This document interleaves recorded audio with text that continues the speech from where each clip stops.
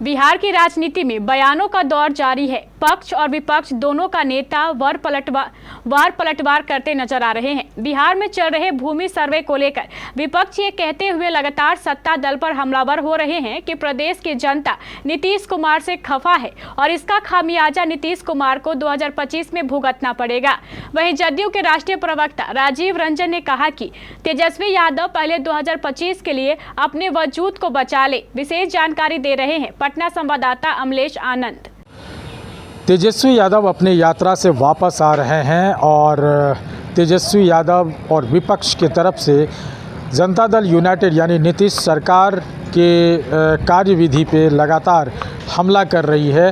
ख़ास तौर पर जो ज़मीन सर्वे चल रहा है उसको लेकर के विपक्ष और तेजस्वी यादव हमलावर ये हो रहे हैं कि उनका मानना है कि जिस तरह से सर्वे चल रहा है इसमें आपाधापी बहुत ज़्यादा है, घुसखोरी ज़्यादा बढ़ गई है और इसको लेकर के पूरे प्रदेश की जनता में रोष पैदा हुआ है और इसका खामियाजा जो है सो नीतीश कुमार को चुनाव जो 2025 है विधानसभा का उसमें भुगतना पड़ेगा। इस बात को लेकर के जो राष्ट्रीय प्रवक्ता है जनता दल यूनाइटेड के राजीव रंजन जी, उनसे जब पूछा गया तो क्या कुछ उन्होंने जवाब दिया है, ये पहले आप सुनिए। सर, विपक्ष लगातार हमलावर है भूमि सर्वे जो हो रहा है उसको लेकर कि 2025 में जनता जदयू को सबक सिखाएगी, क्या कहेंगे?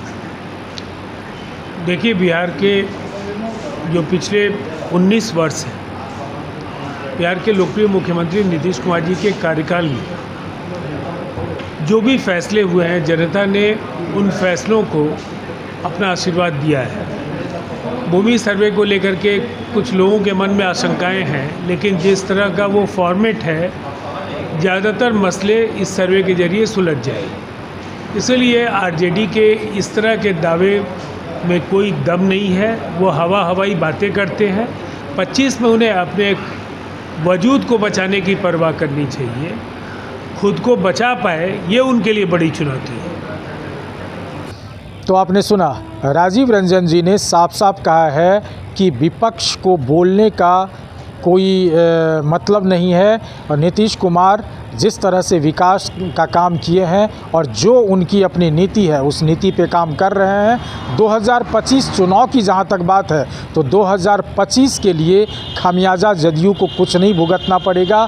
2025 से पहले तेजस्वी यादव अपने वजूद को बचा ले, ये सबसे बड़ी बात होगी तेजस्वी यादव के लिए, ऐसा राजीव रंजन ने कहा है।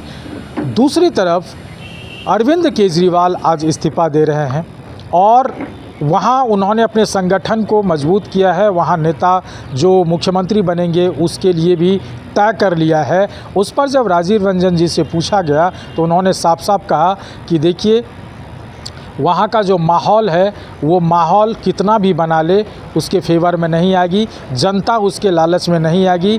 चाहे वो कोर्ट में कितना भी सरपटक ले उससे कुछ नहीं होने वाला है।